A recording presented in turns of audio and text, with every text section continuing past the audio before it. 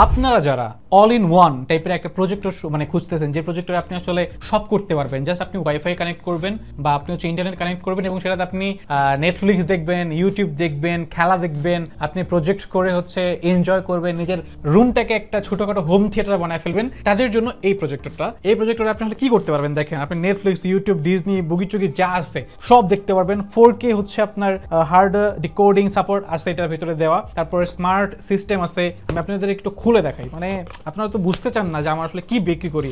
লিলিপুর shop অনেক ভালো ভালো জিনিস বিক্রি করে, দেখছেন এই যে কত সুন্দর একটা জিনিস। আসলে মানে সব কিছু না মানে কাছাকাছি, বুঝছেন, মানে কোথায় বুগিচুগি করে বলে লাভ নাই।